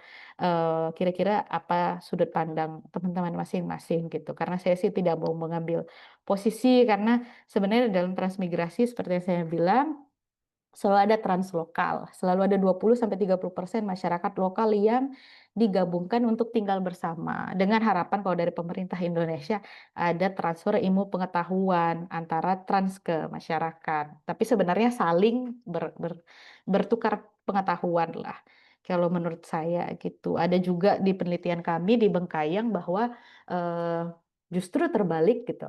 Karena sawitnya tidak berhasil di lokasi tersebut, akhirnya transnya terpaksa menjadi penganyam tikar. Kalau kalian tahu, teman-teman tahu apa lampit, tikar lampit dan lain-lain, itu justru malah transnya yang belajar dari masyarakat lokal supaya karena mata pencarian sawitnya mandek gitu atau mata pencarian lainnya kurang kurang bisa menghasilkan, akhirnya mereka terpaksa menjadi penganyam. Untuk menjadi penganyam tentu dia belajar dengan masyarakat lokal sekitar. Kira-kira seperti itu. Jadi ada apa? Ada campuran pasti di dalamnya. Dan transmigrasi itu programnya banyak, ada trans perbatasan, trans perkebunan, ada yang trans pertanian juga, jadi beda-beda. Karena kan zamannya kan sangat erat dengan nanti boleh baca deh namanya teori revolusi hijau, kira-kira seperti itu, agrarian reformnya. Ya kita sangat terkenal di luar negeri karena kebakaran lahannya, tapi kalau menurut saya itu narasi ya sama dengan narasi yang dimainkan the myth of lazy native tersebut. Jadi kita juga dinarasikan sebagai penghasil asap. Padahal sebenarnya di Asia Tenggara bagian utara kalau teman-teman tahu kayak Laos, Kamboja dan lain-lain, itu semuanya juga sudah mulai terbakar. Peladang-peladangnya juga yang disalahkan dengan metode yang sama gitu ya. Padahal sebenarnya kebakaran hutannya terjadi untuk ekspansi eh, tanaman, singkong dan jagung untuk peternakan. Kalau teman-teman tahu eh, Fiesta Charon Pak Pohon yang terkenal banget di Thailand, itu adalah perusahaan pangan kan ya, bagian peternakan. Nah, perusahaan tersebut itu dapat suplai makanannya dari ke singkong dan juga jagung. Dan itu sama menyebabkan kebakaran yang luar biasa sekali di Laos, Kamboja, Myanmar kayaknya, dan Thailand. Bagian utara-utara gitu. Nah, fossil of the day ya itu cukup cukup lucu ya gitu. Konspirasi greenwashing, whitewashing itu pasti pasti ada lah selalu ya kalau dalam kebijakan. Oke, lanjut dari Bang Edwin. Kak Justina, apakah pernah mengkaji soal peti di Kalbar? Saya pernah bertemu dengan pemilik kebun kelapa sawit dan dia bercerita bahwa desanya di tengah-tengah perkebunan tersebut tersembunyi tambang-tambang peti. Persoalan ini bahkan dibenarkan oleh seorang pejabat di tingkat kecamatan. Bahkan yang bersangkutan berkata bahwa tiap kepala desa punya usaha dompeng. Oh, dompengnya dompeng peti berarti ya. Menarik untuk dikaji karena ada jaringan elit lokal serta persoalan ekologisnya tadi. Saya pernah riset peti tapi cuma di Melawi dan risetnya riset kecil sekali. Kalau di Kalbar peti agak ini ya sensitif ya dan relatif berbahaya. Kalau saya dengar peneliti yang meneliti peti itu karena mereka juga kayaknya mereka bersenjata ya sebagian ya. Jadi mereka nggak bisa lihat kamera. Jadi kalau saya sih sebenarnya kalau peti banyak eh, pertama belum ahli tentang pertambangan, tapi Profesor Nancy riset peti di Bengkayang, Singkawang sampai Bengkayang itu jalur yang itu ada banyak tambang. Kalau di tengah-tengah kebun ada banyak peti itu banyak juga. Biasanya sangat bisa terjadi. Eh, Kalau yang kayak di Malawi itu dia peti di tengah eh, perkebunan juga, ada juga peti yang di tepi sungai kan ya, yang pakai conveyor belt itu. Tapi ada juga yang sekarang kalau di Kalteng mereka udah pakai eskavator dan lain-lain. Itu luar biasa sekali. Jaringan elit ya, perlindungan personal ekologis pasti itu. Kalau saya punya berapa sahabat sekarang pekerja peti yang di Kalteng, ya itu mereka wajib bayar biasanya. Ada samunya gitu ya, ada uang uang upeti. Eh, Lalu dari Francisca, apakah keinginan aktor-aktor tersebut dapat memicu konflik? Apakah ada faktor kebudayaan? Eh, Faktor kebudayaan tadi sebenarnya udah dikritik ya sama kita di awal yang ecological. Saya balik ke materi itu. Kan ada environmental determinism dengan teori satunya saya bahkan lupa, ekologi budaya. Nah, itu faktor kebudayaan tuh sangat kurang relevan bagi political ekologis, kira-kira seperti itu. Karena, bukan faktor budaya yang menyebabkan itu semua kalau bagi political ekologis, dan bukan lingkungan dan budaya yang menyebabkannya. Budaya mungkin menarik kalau kita studi tentang bagaimana masyarakat adat melakukan sesuatu atau masyarakat suku tertentu melakukan sesuatu, kayak suku Baduy, suku Anak Dalam. Tapi kalau untuk isu lahan, kalau kita mengkritik, si ekologi budaya tersebut. Yang kita tonjolkan adalah sistem-sistem, interaksi, network, sudut pandang, bagaimana dia memandang dunia, aspirasinya ke depan, mata pencariannya, dan lain-lain. Jadi halangan-halangan hidupnya seperti apa, gitu. Kira-kira, kalau memunculkan konflik tentu pasti ada konflik kecil, tapi tidak ada konflik yang besar seperti yang, dulu gitu ya, yang biasanya apa, kakeknya Bang Dityo studi itu konflik-konflik sosial yang besar. Kalau yang kecil-kecil antara tetangga itu pasti ada, jangan terlalu dipikirkan kalau saya biasanya seperti itu, kecuali udah membesar atau menjadi struktural konflik, gitu. Dari Ulfa Binada, Kak Justina, perkenalkan saya dosen dari Universitas Brawijaya. Oh ya, salam kenal, Mas Ulfa. Disiplin ilmu saya pemerintahan dan kebijakan publik, minat di kajian agraria, apa environmental governance dan policy lingkungan. Saya bisa minta nomor WA boleh, nanti saya chat kali ya atau DM. Oh itu DM, maaf ya teman-teman, kok saya jadi baca. Saya tuh agak membaca tuh kurang Ya, ini. pantas beda di urutan saya. Oh iya, Terusin, maaf, maaf. nggak apa-apa, Iya, nggak iya. apa-apa. Oke, baik untuk Nurfianto. Nanti Mas Ulfa saya chat ya. Mohon maaf tadi saya jadi kebaca outload. Untuk Mas Nurfianto Giar Pangidun, izin bertanya kepada Bu Justina, apakah karhutla yang sangat besar di rentang 2011-2017 itu memang dengan tujuan mempermudah kepemilikan lahan sama seperti di kasus deforestasi Amazon yang diceritakan tadi? Apakah ada kaitan dampak dari kejadian karhutla dalam rentang tahun tersebut dalam peningkatan luas perkebunan kelapa sawit dan hutan industri serta meningkatkan imigran di Kalimantan? Apa kaitannya gastrokolonialisme, penjajahan perut lidah, beras menjadi komoditi utama sumber karbohidrat pangan, lokal varietas lokal hilang, dan jejak kebijakan kolonial seperti perkebunan karet Kalimantan terhadap kajian politik ekologi yang dipaparkan? Di samping dampak negatif dari deforestasi dan degradasi lahan gambut menjadi lahan pertanian dan industri, justru menjadi pemicu riset dan teknologi pertanian kehutanan seperti pengembangan varietas unggul baru, praktik agronomi, silviculture terstandar, dan sebagainya. Kira-kira bagaimana pandangan Ibu akan hal ini? Pertanyaannya cukup kompleks, saya coba jawab satu-satu ya, Nurfianto Giar Pangudun. Apakah karhutla yang sangat besar rentang tahun 2000 itu tujuannya untuk mempermudah kepemilikan lahan? Eh, itu saya jawab, saya pecah-pecah ya karena pertanyaan kompleks. Eh, untuk kebakaran lahan, teman-teman seperti tadi klaim saya di awal ya di PPT, saya perlu bilang bahwa political ecology itu multidimensi. Jadi harus dipahami dia tuh multiskalar, pengaruh skalanya, dan secara horizontal pun dimensinya banyak sekali gitu ya. Yang ingin saya tekankan bahwa memang karhutla bisa jadi salah satu alat kepemilikan lahan. Itu iya sempat dikaitkan. Tapi karhutla itu juga banyak penyebabnya. Eh, Peladang iya bisa jadi gitu ya. Ada salah satu opsi itu. Terus yang tadi itu saya bilang eh, untuk kepemilikan lahan, untuk lahan-lahan yang ingin dibuka dengan cara murah, ada juga yang menstudi itu gitu ya, karena membakar itu kan udah cepat murah. Terus yang ketiga, untuk lahan-lahan konflik. Jadi kalau lahan-lahan abandon, kita nyebutnya lahan-lahan yang lama didiamkan dan jauh dari rumah masyarakat, itu kan tidak terkontrol, tapi punya akses jalan atau punya akses sungai atau kanal, itu biasanya terbakar. Ada juga kasus kebakaran yang muncul karena biasanya pemburuan satwa liar. Jadi ada satwa liar yang harus diburu itu dengan api. Contohnya terenggiling. Jadi kalau misalnya menyalahkan satu faktor itu sangat sulit kalau menurut saya. Kira-kira seperti itu. Ada banyak faktor yang bisa menyebabkan kebakaran itu terjadi. Ada juga kayak kelalaian seseorang bakar sampah lalu tinggal, itu ada pasti. ada juga orang yang memang ingin, menguasai lahan, yang konflik atau dia kesal. Saya pernah dengar kasus, dia kesel dengan temannya karena udah berhasil nanam sawit tapi dia belum, akhirnya dibakarlah sawitnya yang udah dikit lagi panen itu. Itu ada sebenarnya kasus-kasus seperti itu, tapi tidak satu-satunya gitu. Kepemilikan lahan itu tidak satu-satunya.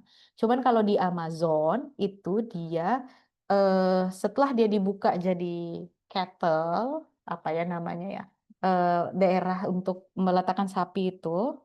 Nah, itu biasanya dipermudah dengan cara dibakar, kira-kira seperti itu. Karena ingin cepat cepat dapat lahan yang luas dan murah. Kalau di Indonesia mungkin ada berapa tanda membakar itu adalah tanda bekas dibakar, ada bekas kepemilikan, itu ada seperti itu, budaya-budaya praktek seperti itu. Apakah ada kaitan dampak dari kejadian karhutla dalam rentang tahun tersebut dengan peningkatan perkebunan kelapa sawit dan hutan industri serta meningkatnya imigran di Kalimantan? Kalau kaitan susah ya, tapi ada pola biasanya. Biasanya setelah terbakar, dia menjadi sebuah konsesi. Dan kalau pernah baca, ada tulisan peneliti SIFOR, saya lupa deh, Pak Pramono apa siapa ya namanya ya, sempat menyebutkan biasanya kebakaran besar itu terjadi di tahun pemilu. Itu ada juga. Pemilu daerah, pemilu nasional itu ada hubungannya antara, ada polanya. Tapi tidak bisa ditarik garis kausalitas ya, penyebabnya adalah ini gitu. Tapi memang ada garis patronasi dan lain-lain dan hubungan politik terhadap karhutla. Kira-kira seperti itu dari pola yang riset beliau. Tapi ini bukan bukan statement saya gitu. Kalau untuk imigran biasanya saat lahan itu dibuka, biasanya untuk proses pengeringan, kadang-kadang ada yang membakar juga gitu dari teman-teman yang datang baru buka lahan terus ingin berkebun kan nunggunya lama tuh kalau untuk dia membusuk secara alami. Jadi kadang ada juga yang nakal dibakar. Itu pasti ada manusia yang unik gitu ya. Pakaitan gastrokolonialisme eh, untuk sumber utama karbohidrat, menghilangkan varietas lokal dan lain-lain seperti kebun karet. Kalau di Kalteng yang paling terkenal hilangnya bibit padi, dari saya kurang ahli ya gastrokolonialisme ya. Tapi intinya beras-beras lokal yang beras ladang itu udah mulai hilang di Kalteng karena di Kalteng pelarangan beladangnya sangat ketat. Kalau ketahuan berladang dikenakan denda 7 miliar. Gitu-gitulah ada 2 sampai 7 miliar. Jadi beras lokal itu kan umurnya 2-3 tahun sedangkan ini udah 10 tahun tidak boleh berladang jadi banyak kehilangan beras lokal. Nah, akhirnya masyarakat berharap pada beras-beras seperti yang merek-merek komersial kira-kira seperti itu dari kota-kota. Itu ada juga yang bukan saya bukan peneliti food estate ya, tapi ada juga orang yang mengerjakan riset di bidang itu mengindikasikan bahwa hal itu bisa bisa terjadi. Diganti dari sistem tradisional menjadi sawah dan lain-lain.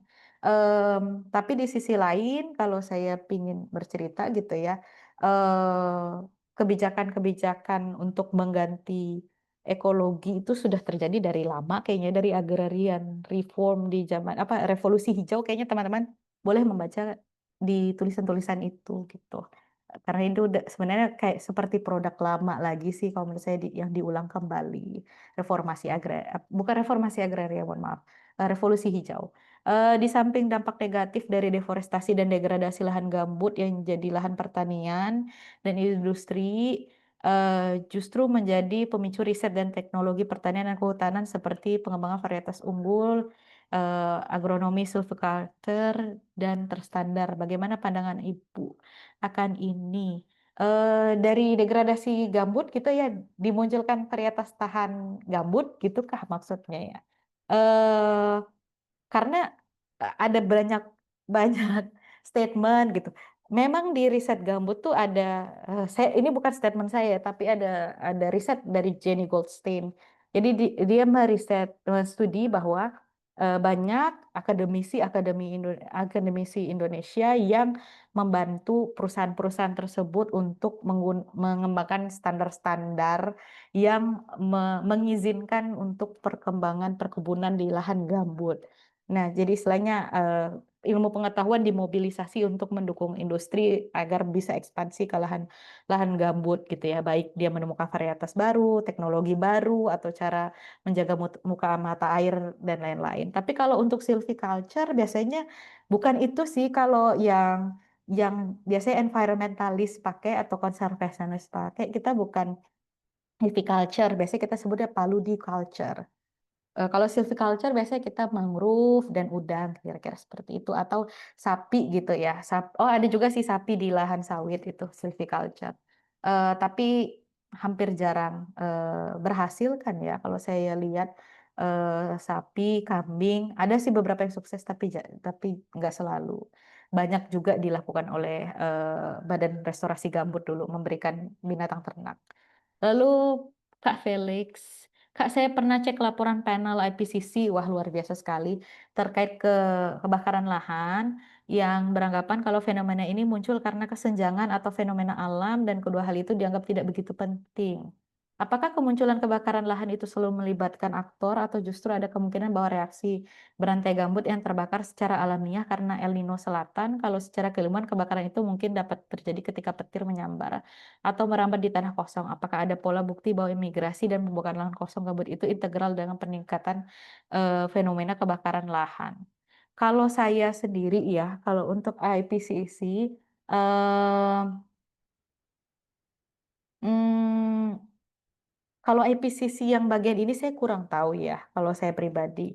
Apakah itu terjadi karena fenomena alam atau karena kesengajaan. Tapi kalau dari researcher-researcher gambut, sudah di posisi di mana hampir tidak ada kebakaran yang tidak disebabkan manusia. Semuanya antropogenik kalau kita nyebutnya. Tidak mungkin alami gitu. Alam itu hanya faktor penyebab hari itu cukup kering untuk material-material yang gampang terbakar, baraknya itu bahan bakunya gambut, material tidak terdekomposisi yang sudah kering selama beribu-ribu tahun itu tiba-tiba terbuka gitu ya, tidak ada tutupan airnya, dan dia jadi gampang terbakar, kira-kira seperti itu. Jadi tapi yang membawa apinya itu selalu antropogenik gitu, manusia penyebabnya. Tapi kalau dia kering itu faktor alam menyumbang gitu, istilahnya seperti itu. Tapi tidak ada kayak orang kan suka gini, karena puntung rokok, karena eh, disambar api ada wildfire di mana gitu ya, itu kadang kurang kurang relevan. Apakah kebakaran lahan itu selalu melibatkan aktor? Iya, jadi semua political ecology selalu berargumentasi itu, selalu ada orang di balik kebakaran. Tapi bukan individu gitu, kita menyebutnya aktor karena dia punya aspirasi dan lain-lain, dia punya punya latar belakang. Nah, apakah ada pola bukti bahwa migrasi dan pembukaan lahan kosong itu integral dengan peningkatan fenomena kebakaran lahan? Pola bukti, kalau kamu orangnya kuantitatif researcher, saat ini belum ada riset yang secara dominan dan konsisten meneliti pembukaan lahan dan migrasi dan kebakaran nasional wide, itu belum pernah. Tapi kalau etnografi kan dia biasanya studi kasus kecil ya. Nah, apakah migrasi itu menyebabkan pembakaran lahan gambut, itu bisa terjadi. Jadi dari studi saya di Desa Permata, kalau teman-teman mungkin eh, berpikir gitu ya, membuka lahan dengan membakarkan itu biasanya disebabkan oleh peladang kan ya, dengan teknologi tradisional karena dia tidak punya alat modern untuk membersihkan lahan. Nah, ekspektasinya waktu pemerintah mengirimkan eh, apa ya, teman-teman petani dari Jawa itu untuk mengajarkan tata cara bersawah kepada masyarakat lokal yang dianggap tidak kurang paham cara bersawah, misalnya seperti itu. Jadi tidak perlu mengandalkan teknologi tradisional berladang yang katanya produktivitasnya rendah dibanding sawah dan lain-lain. Nah, akan tetapi gitu, saya di studi kasus ini kebetulan saya mendapatkan banyak teman-teman yang punya lahan luas, tapi mereka tidak ada, istilahnya tidak ada budget gitu ya untuk membukanya. Akhirnya dia membuka lahan dengan teknik membakar gitu. Teman-teman transmigran yang melakukan itu gitu. Tapi istilahnya gitu ya. eh, Biasanya kalau orang adat untuk membuka lahan dengan membakar, dia kan ada seremoninya dulu, entah dia potong leher ayam atau apa. Ini dia datang dengan Dan dia ngecek ini, dia bakarnya biasa dekat dengan hari hujan. Jadi tidak di hari, kering berkepanjangan itu enggak sembarangan, dia nunggu ada airnya, dia ada paritnya, ada apanya, ada teknologinya, ada adatnya, ada beras ditabur gitu kan ya, supaya selamat dan aman gitu. Tapi ini waktu itu sempat ada beberapa kasus gitu, teman trans yang ingin membuka lahan berhektar-hektar, akhirnya dia pakai, saya kelilingi katanya dengan minyak, saya bakar dari ujung ke ujung, lalu terbakar, katanya, "Saya tidak pernah melihat api setinggi itu sampai 12 meter," kata dia.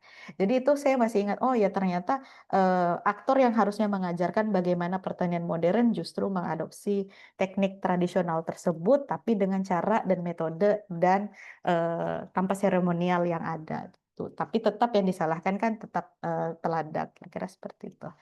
Tapi itu cukup unik karena di desa tersebut kan terpisah gitu, kampung antara masyarakat, istilahnya migran dan pendatang dan, yang asli gitu.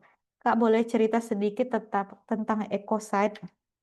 Saya lupa deh, ecocide adalah, mmm, saya sebenarnya jarang menggunakan kalimat ini teman-teman. Tapi kalau saya googling sih katanya ini ya, pemusnahan besar-besaran terhadap ekosistem, lingkungan hidup, atau aktivitas manusia seperti polusi, deforestasi, atau eksploitasi sumber daya alam yang berlebihan. Kira-kira sih seperti itu kayaknya yang saya tangkapkan, tapi saya kurang paham, jadi saya sendiri bukan bukan user dari ekosida ini. Jadi seperti ini merusak lingkungan dan manusia secara bersamaan. Begitu sih, Kak Efriani, mungkin kalau ada yang boleh pingin ditambahkan Mbak Efriani boleh di bawah, nanti saya coba ceritakan. Eee, ini Bang Victor ada kirim link, nanti teman-teman boleh cek-cek juga. Saya lanjut dulu ya, sambil saya buka linknya. Kak, sebagai dari Ahmad Nurholis gitu, sebagai seorang political ecologist, kira-kira model pembangunan negara seperti apa yang bisa mengharmonikan antara pertumbuhan ekonomi dan konservasi lingkungan? Selama ini kita tahu bahwa perkembangan negara maju ibarat tidak terlepas dari proses industrialisasi masif yang notabene-nya malah merusak lingkungan. Ya itu karena kita sudah terlanjur terprogram ya kalau barat itu maju ya. Maju dan, tahapannya harus seperti itu gitu. Jadi kita sudah punya world system order yang berpikir bahwa maju itu harus melewati tahapan industrialisasi yang tradisional itu ya. Jadi dari memiliki apa, manufacture, lalu memiliki inovasi, teknologi komunikasi, IT, AI, iPhone, dan lain-lain, baru itu yang dikatakan maju gitu. Tapi sebenarnya, kalau dari political ecology sendiri kita ada perspektif bahwa, dunia itu plural gitu. Jadi sudut pandang dan cara berpikir ontologi, cara kita mengetahui dunia dan pembangunan itu harus plural, bahwa tidak ada satu cara saja untuk mencapai pertumbuhan ekonomi dan pembangunan gitu. Permaculture, paludiculture, selama itu dilakukan dengan baik, masyarakat adat dengan teritorinya, selama mereka hak-haknya dan akses-aksesnya bisa terjawab gitu ya, itu mungkin saja mereka bisa, maju gitu tanpa harus, mendapatkan misalnya jalan tol atau punya mall dan lain-lain. Saya rasa sih tidak ada satu cara untuk memandang pembangunan. Mungkin Pak Dityo lebih tahu daripada saya kalau studi, developmentalism. Nah, ya untuk Edwin, di Kalteng luar biasa sampai hancur, eee, Sungai Kahayan, saya di Sungai Kahayan tidak jauh, rumahnya, dasnya iya, tapi di Sungai Katingan kalau saya lihat lebih lebih lebih luar biasa lagi. Eee Profesor Nancy yang bagian peti tadi ya? Oh, nanti saya coba cari. Kalau nggak salah sih namanya Frontier of Gold Mining di Bengkayang, itu dibaca aja, bagus banget paper. Untuk Mbak Dewi, menurut Kak Istina terkait kondisi Kalbar dengan degradasi lingkungan yang ada karena seperti hutan yang mayoritas telah menjadi perkebunan sawit, gambut, dan mangrove yang semakin terancam, apakah masih ada potensi peluang bagi Kalbar untuk mendukung net zero emission? Wah, Eee, Kak Dewi ini sangat sulit sekali gitu ya, tapi kita sekarang punya banyak program net zero loh di Kalbar. Kalbar baru dapat project dana besar itu untuk, carbon conservation ya. Apakah masih ada potensi dan peluang? Kalau potensi dan peluang pasti biasa ya kalau untuk lahan konservasinya lahan sisa dari nanti akan ditanya ke perkebunan sawit yang ada dan lahan gambut dan lahan masyarakat yang ada, kalian mau masuk nggak ke bagian lahan net zero ini gitu. Kalian mau diinklusikan atau dieksklusikan, tapi kemungkinan masih ada kesempatan kalau lahan Kalimantan tuh bisa menjadi sumber carbon sequestration, kira-kira seperti itu. Tapi pada dasarnya memang secara umum Kalimantan Barat, Kalimantan Tengah itu saat ini masih menjadi posisinya big emitter dari malah mengeluarkan banyak emisi dari sektor perubahan guna lahan. Jadi kalau di dunia Barat, Eropa gitu dan Amerika mereka kan mengeluarkan emisi dari sektor industri, domestik dan transportasi dan lain-lain gitu ya. Tapi kalau di Indonesia, Kalimantan tuh terbalik, kita menyumbang IPCC-nya, emission-nya dari sektor lahan, kira-kira seperti itu. Tapi masih ada harapan sebenarnya selama lahan-lahan tersebut, kalau political ecologist ya, kita selalu melihat masih ada harapan. Perkebunan sawit kan selama dia, kalau teman-teman tahu di Auriga, Auriga Lokahita sedang studi mengenai di titik berapa sih, berapa juta hektar sih sawit maksimal di seluruh Indonesia gitu, dan seperti apa kondisinya. Nah, itu mungkin, kayak mereka sedang berusaha supaya sawit tuh mungkin sudah terlalu ekspansif, mungkin kita harus ada memilih titik di mana ini sudah cukup, kita tidak butuh lebih banyak sawit lagi, kita manfaatkan sawit yang ada aja supaya lebih produktif tanpa lebih banyak ekspansif, atau, Profesor Tania Limurai udah lebih canggih lagi gitu ya, bagaimana sawit itu mulai kembali ke tangan rakyat daripada ke tangan perkebunan, bagaimana perusahaan tuh hanya lebih ke, mill aja, jadi ke hilirisasinya. Tapi untuk lahan sawit, perkebunan itu lebih baik dan lebih sejahtera di tangan rakyat. Nanti mungkin kalau teman-teman sering ke lapangan boleh bandingkan, mana orang yang lebih bahagia kalau dia, tinggal di dalam perkebunan sawit milik perusahaan atau dia memiliki lahan sawitnya sendiri, tapi dia mengirimkan sawitnya ke perusahaan. Saya nggak mampu menjawab, cuman kayak mungkin boleh dilihat dan dibandingkan kan sebagai peneliti.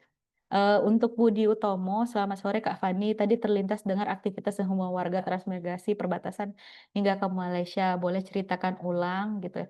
Oh maaf ya, itu saya agak agak sekilas karena kemarin tuh udah dibahas, cuman saya tadi agak agak bahas lagi gitu ya.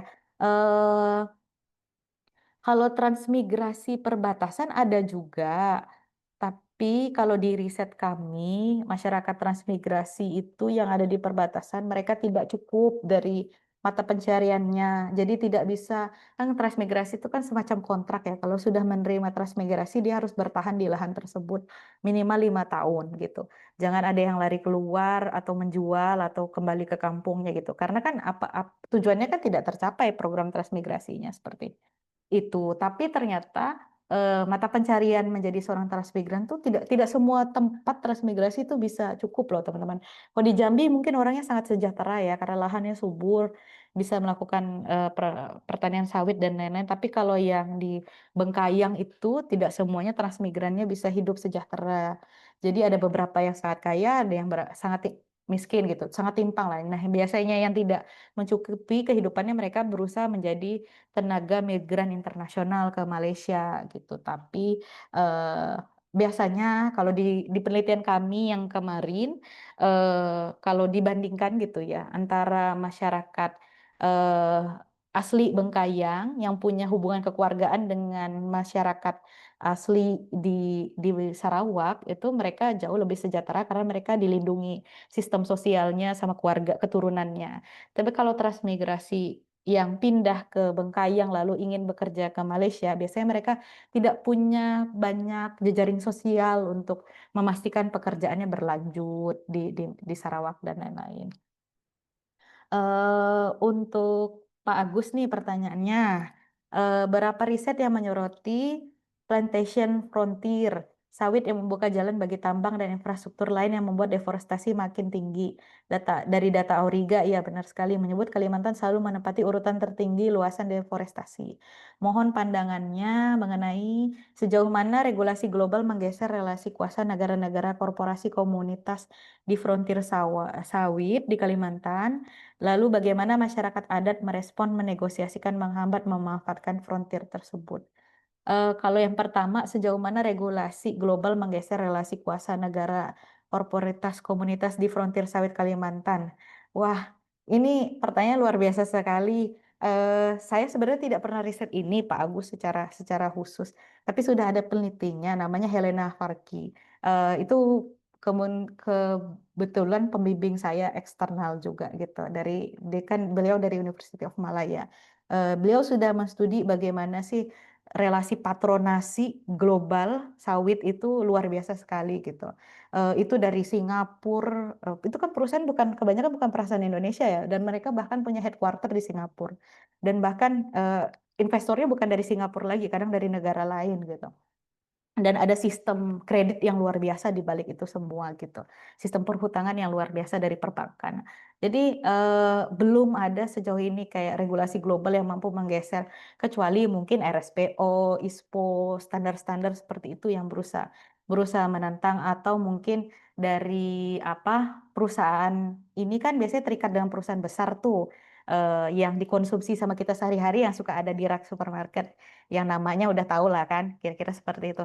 Nah, kadang-kadang mereka kalau dapat tekanan konsumer, mereka akan istilahnya mempenalti lah perusahaan-perusahaan, grup-grup yang nakal-nakal itu, kira-kira seperti itu. Tapi itu harus dari kitanya ternyata, dari tekanan dari report kita gitu. Kalau ada masyarakat adat yang diambil tanahnya oleh perusahaan ini, ternyata kalau tidak ada drama tersebut gitu ya, headline seperti itu, perusahaan itu tidak peduli, kira-kira seperti itu. Jadi kalau ada grievance redressing mechanism yang lebih bagus, harusnya masyarakat adat tuh mampu kan berkomunikasi.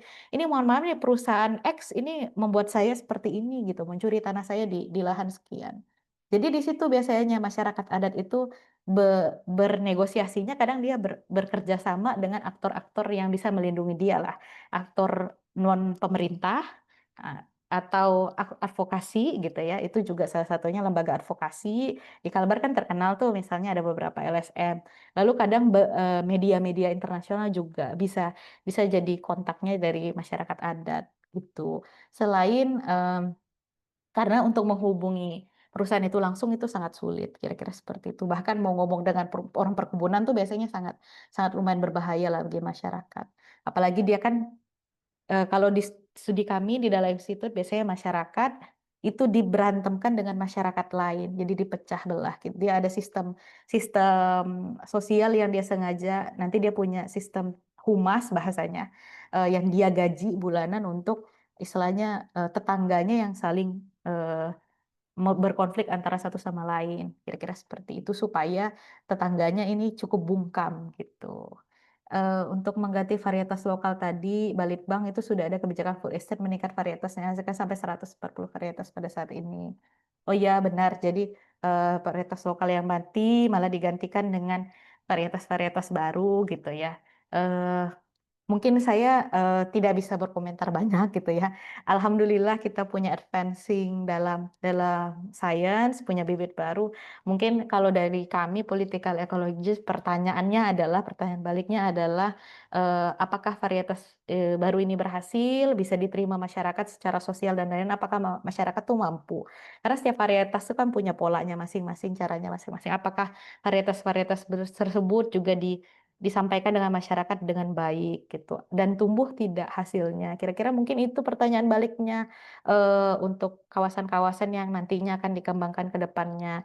Lalu siapa ya, kalau dari kami political ecology pasti bertanya siapa yang diuntungkan dari varietas-varietas baru, siapa yang dirugikan dari varietas tersebut. Nah, saya nggak bisa memberi jawabannya karena bukan penelitian saya, tapi teman-teman mahasiswa silahkan berpikir gitu kira-kira ke depannya. Untuk yang terlihat jelas adalah antropogenik sebagai faktor utama gitu ya.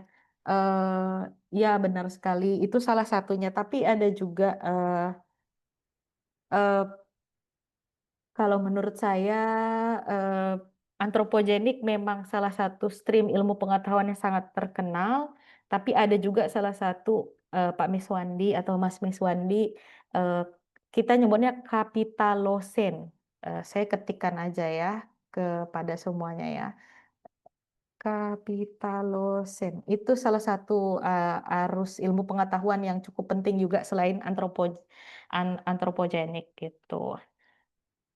Nanti teman-teman boleh mulai baca-baca Kapitalosin, ada yang baru juga Plantatiosin kalau nggak salah. Bagaimana sih kultur perkebunan itu mempengaruhi hidup kita sungguh luar biasa gitu. Nah, untuk perdagangan karbon melalui carbon capture storage yang akan dicanangkan pemerintah justru mengancam konservasi hutan ke depan menjadi alat melegalkan deforestasi. Saya risetnya karbon, tapi kalau carbon capture and storage, mohon maaf saya kurang kurang paham karena itu kan teknologi banget ya menggunakan alat penangkap karbon gitu. Kalau saya kan masih yang hutan, masih ada hutan, gambut itu alat penangkap saya yang nature based solution, solusi berbasis alam kira-kira seperti itu. Kalau untuk menjadi alat melegalkan deforestasi, segalanya bisa melegalkan deforestasi kayak sekarang. Banyak banget undang-undang yang bisa melegalkan gitu. Bahkan betapa berapa tanaman, pohon, kayu itu udah dianggap tidak tidak kritis lagi ya dikeluarkan dari spesies yang dilindungi kira-kira. Oke, lanjut untuk Ahmad Nurholis. Kayaknya kita masih ada 10 menit kurang ya, Ya, eh, Bang sepertinya Detio ya. satu dari Bang Ahmad Nurholis, satu Mm-mm. lagi kayaknya dari Felix nih ada tanggapan satu terakhir kayaknya. Setelah itu Mm-mm. mulai closing kayaknya. Ya, Kak. Iya, kalau Kak Ahmad Nurholis, Marx kan pernah menguraikan soal mode produksi manusia dari komunisme primitif, perbudakan, feodalisme, kapitalisme, sosialisme, dan kembali lagi ke komunis murni. Di masa komunis murni nanti, Marx bilang bahwa manusia akan kembali lagi ke alam, hidup harmoni dengan alam, dan gak ada lagi ambisi akumulasi material. Apakah political ecology punya kesamaan seperti itu? Political ecology itu beda dengan Marxisme. Mohon maaf teman-teman ya, walaupun kita sangat terinspirasi dengan Marxisme, tapi saya lupa. Political ecology itu kan, antara ada di catatan saya. Political ecology, Marxisme itu kan konstruktivisme ya, sudut pandang dunianya. Kalau nggak salah saya. Sedangkan political ekologi itu lebih ke bagaimana sistem-sistem itu menciptakan ketidakadilan secara ekologis maupun individu gitu. Jadi dia alirannya agak sedikit berbeda. Walaupun sebenarnya kita kita suka-suka saja kira-kira seperti itu dengan sudut pandangnya Harvey dan lain-lain, tapi dia tidak mau istilahnya kalau untuk memandang dunia itu dengan cara kapitalisme saja. Kira-kira seperti itu. Kalau political ecologist itu sebenarnya aliran ilmunya lebih ke konstruktif, critical, relational, transformatif. Kira-kira seperti itu. Jadi dia endingnya jika tahu ini kita bisa sampai bisa gimana kira-kira seperti itu. Kalau kapitalisme kan selalu Marxisme kan selalu menyalahkan ini semua karena produksi kapitalisme gitu. Agak sedikit berbeda tapi terinspirasi kira-kira seperti itu alirannya. Untuk Nurfianto Giar Pangidun, izin bertanya kepada Bu Justina, Eh, apakah yang karbon? Felix kayaknya Kak pertanyaan. Oh, Jadi Felix mengomentari oh pertanyaan ya, Yanto tuh soal tahun 60-an Indonesia dapat bantuan gandum yang diterima dari heeh, US dan Singapura. Orang tua dulu bilang heeh, itu makanan kuda. Jadi dia heeh. mengomentari soal pergeseran makanan makanan pokok ya kayaknya topiknya. Oh iya. Kadang gastronomi sendiri dibuat dinilai dalam dimensi moralitas, sementara hal yang penting untuk upaya untuk mengatasi kemiskinan. Em, jadi saya kurang nangkap sih sebenarnya. Maksudnya ini permasalahannya apa? Karena jadi arahnya gimana? Apakah ini bagus gitu gastrokolonialisme itu? Atau pertanyaannya kira-kira apa, Felix? Mungkin dapat bantuan gandum. Kalau saya sih yang saya tangkap ya, mungkin ya, kalau dari political ecology perspektif sendiri tidak semua hal yang secara, moral itu terlihat baik gitu ya. Itu, misalnya penting untuk melakukan sesuatu itu tidak ada implikasi sosialnya, kira-kira seperti itu. Kita selalu menganggap misalnya intensifikasi pertanian atau pembuatan cetak sawah dan lain-lain itu cara untuk mengurangi pangan gitu ya. Tapi kan sebenarnya kalau dirujuk-dirujuk itu pangan untuk manusia atau pangan untuk peternakan itu lain ceritanya lagi. Ada juga kesalahan-kesalahan seperti itu gitu. Jadi perlu dilihat mungkin, banyak program-program yang secara moral atau secara ideologikal itu sangat luar biasa, tapi implementasinya kadang di lapangan tidak seindah itu, bahkan mengabaikan banyak, relasi-relasi kuasa yang tidak berimbang. Kira-kira seperti itu dari sudut pandangnya, eee political ecologist. Kalau dari saya sih kira-kira begitu sih Pak Detio, saya kayaknya masih ada pertanyaan lain, tapi mohon maaf waktunya udah pendek ya, Ini saya mungkin kayaknya balas pakai chat. komentar yang terakhir nih, soal Mhm, sharing Teresia dan juga Putri terkait pengalaman mereka di kampung mereka, transmigran asal Jawa itu mhm, hidupnya jauh lebih baik dan akhirnya menimbulkan gap ekonomi gitu. mhm. Dan ada last comment Kak soal isu itu. Iya, oh iya, eee, ada yang beda-beda teman-teman. Kalau di kampung memang kadang terlihat ya, di beberapa kampung, ketimpangan itu pasti ada gitu ya. Ada beberapa transmigrasi yang jauh lebih kaya daripada masyarakat lokal, tapi ada yang the other way around, itu yang harus kita ingat juga. Tidak semua orang juga biasanya itu ada transmigrasi yang sangat tidak diperhatikan pemerintah, tapi ada transmigrasi yang cukup lukratif gitu ya. Kebetulan pengelolanya bagus, diberikan uang dan lain-lain. Tapi ada transmigrasi yang diabaikan itu ada sebenarnya, di beberapa studi dan itu sangat menyedihkan. Biasanya dia sudah diabaikan dijual lagi ke perkebunan gitu. Jadi istilahnya lahan rumah dia ditimpa dengan perkebunan itu banyak sebenarnya. Itu bisa terjadi. Kalau untuk masalah ketimpangan, kalau menurut saya boleh, silahkan baca tesis saya gitu ya, kenapa ketimpangan itu biasanya terjadi. Memang ada subsidi gitu ya dari, tanah, dari bibit dan lain-lain, mungkin itu membantulah rumah dan lain-lain, membantu untuk, terjadinya ketimpangan, ada gini rasio yang berubah gitulah kira-kira. Ada aset atau mata pencarian yang lebih luas. Tapi kalau misalnya secara umum sebenarnya, eee, tid tidak semua transmigran pun berhasil, itu kira-kira mungkin harus diingat juga. Banyak juga kalau saya pribadi ada berapa juga yang kanibal, kalau saya menganggapnya seperti itu. Banyak juga, transmigran yang ujung-ujungnya membeli lahan-lahan tetangganya juga. Nah, proses kanibalisme itu yang kadang membuat dia sangat-sangat berhasil, kira-kira seperti itu. Tapi ada juga yang berani gitu ya, berhutang ratusan juta dengan perbankan gitu ya untuk memodali dan alhamdulillahnya berhasil, itu ada juga ya seperti itu. Jadi dia ngambil resiko yang sangat tinggi. Tapi ada juga di sisi lain sebenarnya, transmigran ini sudah dimodali dengan keluarganya, jadi nanti mereka keluarganya di kampung sudah guyup gitu ya, nanti kita kirimkan uang untuk modal kamu membuka kebun yang banyak, misalnya seperti itu. Jadi jangan ragu untuk pergi dan lain-lain. Tapi ada juga yang pergi dengan tangan hampa itu ada gitu, yang tidak ada apa-apa lagi pulang juga nggak bisa kira-kira, berobat. Jadi memang apa ya, kalau bisa dibilang, tidak bisa dipukul rata kondisinya seperti apa. Memang kadang-kadang kalau ada kesenjangan sosial itu seharusnya yang diatasi sih, karena kan kesenjangan sosial tuh bibit-bibit dari konflik, mungkin Pak Dityo jauh lebih mengerti daripada saya, masalah migrasi penduduk dan juga konflik sosial, kira-kira seperti itu. Cuman akan lebih baiknya kalau bisa melakukan inilah, penyeimbangan kalau menurut saya sih. Baik, terima kasih Kak Justina atas komentar terakhirnya ya, atas respon dari teman-teman yang ada di chat tadi, terutama soal pengalaman transmigran di kampungnya. Dan dari pertemuan ini kita juga belajar eh, soal menanggapi masalah ya Kak. Tadi berapa kali Kak Justina memberikan contoh bagaimana satu masalah itu tidak bisa dilihat hanya dari sudut pandang, tapi kita perlu lihat dari banyak faktor dan banyak sudut pandang. Bahkan ketika kita melihat satu isu yang mungkin kita rasa itu jadi penyebab utama, tapi ternyata masih ada opsi untuk penyebab-penyebab lainnya yang membuat kita jadi lebih bijak menyikapi ya. Jadi kalau dikaitkan dengan materi kemarin, barangkali problemnya adalah jangan sampai kita jadi over generalization ya Kak, dari sebuah fenomena, sebuah temuan lalu seolah-olah semuanya adalah hal itu terjadi di semua kasus gitu. Namun punya apa ya, punya specialty-nya, punya isu-isu tertentu yang